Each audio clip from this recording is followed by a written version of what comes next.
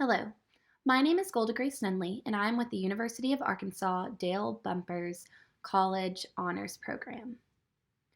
My mentor is Miss Dee Dee Ham, and my project is a manual of operations for a large-scale event post-COVID-19. In fall of 2020, I had the opportunity to intern with Bates Events. Bates Events puts on the Big Night Gala at the Jones Center, and this year it was the 21st anniversary. We had 195 in-person guests and 80 virtual guests. The event was held on Friday, November 6th of 2020. The Big Night Gala is an evening filled with fun, food and drink, and a live auction. This live auction raises money for various projects around the Jones Center and is crucial to help aid in funding the center. So a little bit about the Jones Center.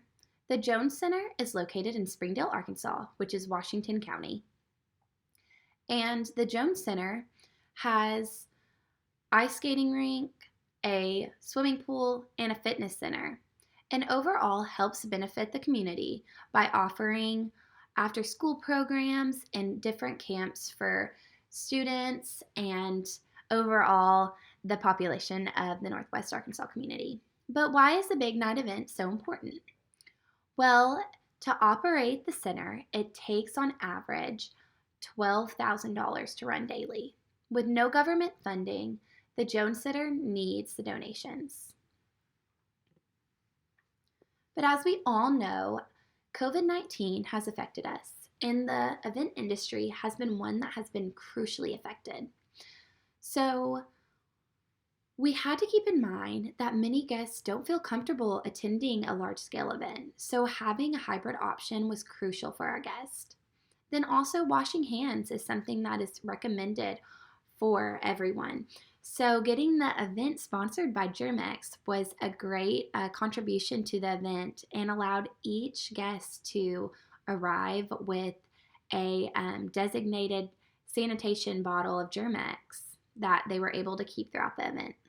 And then social distancing. We wanted to promote an atmosphere that promoted social distancing, so spacing out tables 6 feet away from one another, and then also increasing the width of our tabletops was crucial. Avoiding sharing personal items. This was the aspect that we had to keep in mind when thinking of our food and drink preparation.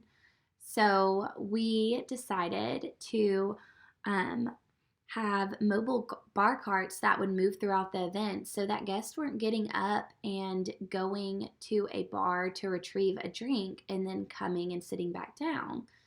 This meant that a bartender would come to them and then place a prepackaged drink on their table. This decreased a lot of interaction between guests and people that worked the event. Then we wanted to disinfect frequently touched objects, so cleaning the center before guests arrived and then also having air purifiers throughout the event was one aspect that we wanted to keep in mind whenever putting this event on. We also wanted all of our guests to fill out a questionnaire before they actually attended the event. This questionnaire was sent out to all of the guests, and all of our attendees filled it out, and then upon arrival, they followed the direction that we had sent out, which was wearing a face covering. We also had face coverings available for those guests who forgot theirs or just didn't see that they needed to wear one when they came into the Jones Center. So a little bit about Washington County and how COVID-19 has affected it. So Washington County is a pretty highly dense population in respect to the rest of Arkansas.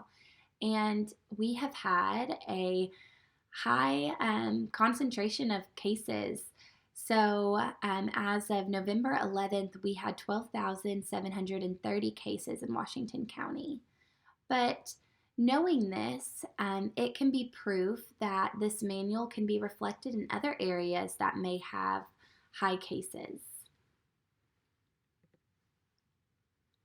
So there is definitely a need for this study. The event industry contributes to a large amount of the gross domestic product of the United States. So, making sure that events keep going, even though we are in this global pandemic, is very needed. Also, human nature. People desire to have interactions with others. They desire to have entertainment, to be surrounded by food and drink, and also have a social conversation. But also, the event industry definitely influences other businesses. For example, while I was at the event, I was talking to a couple and they were from out of town. So they obviously had to travel to get there, which was an expense, but also they were staying in a hotel that was in Northwest Arkansas. And then they also mentioned how they were going to visit um, Crystal Bridges, which is an art museum located in Northwest Arkansas.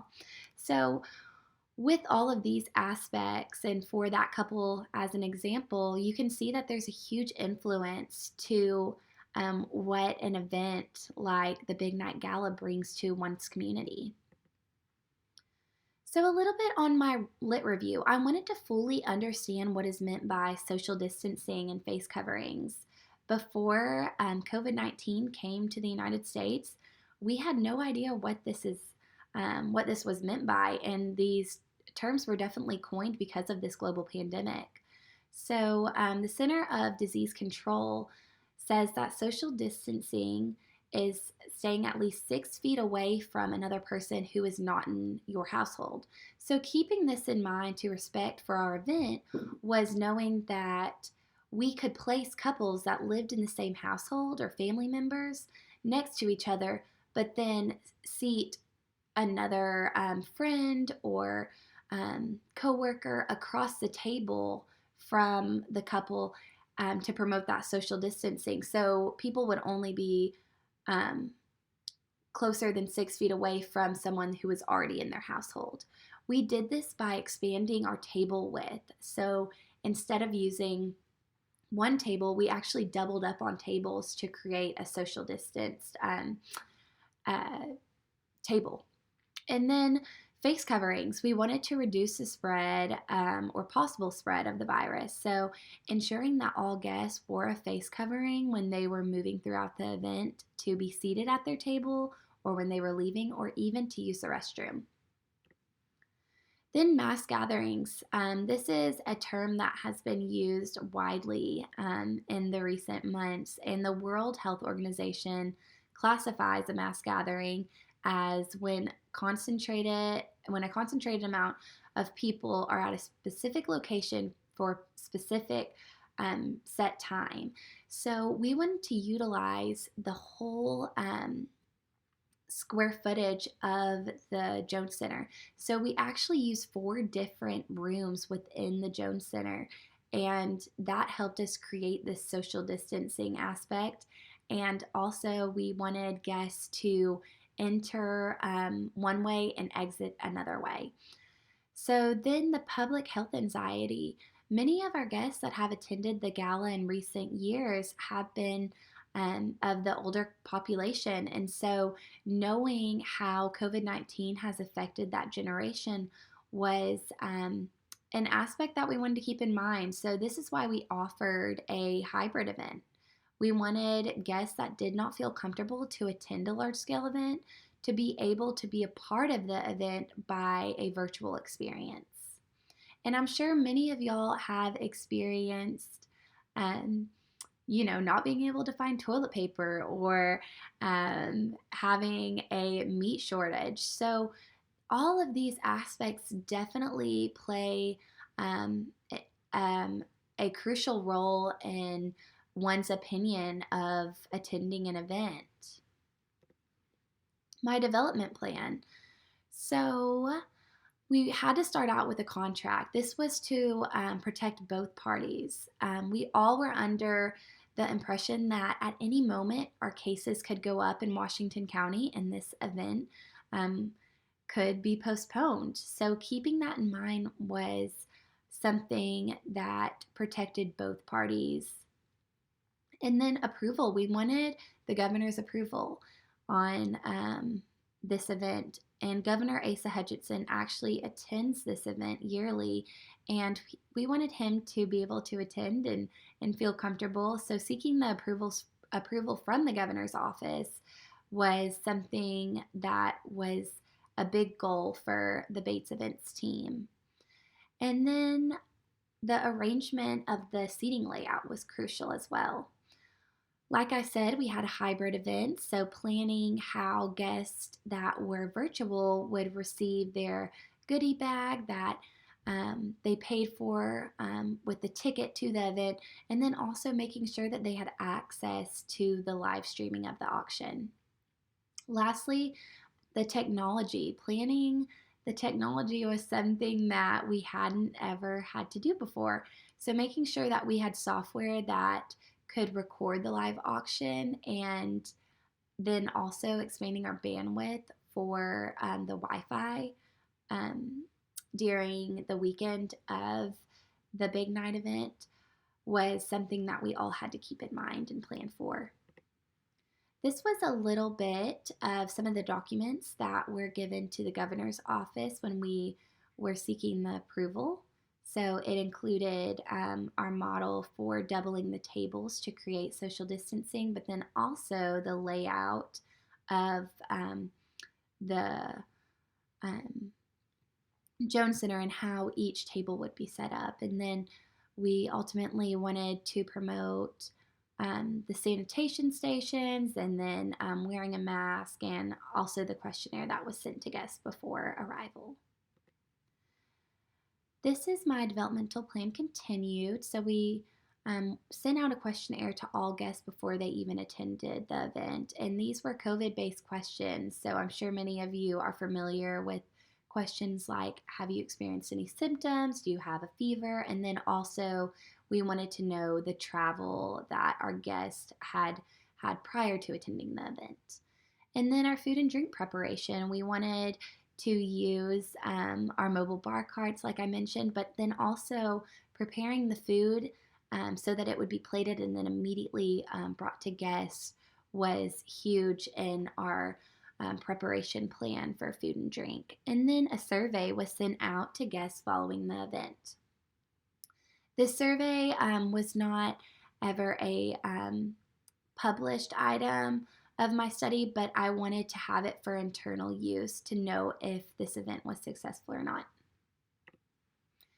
Here are a few photos from the event, and as you can see, I did attend the event, like I said, and overall, my personal belief was that the event was really well organized and went very smoothly.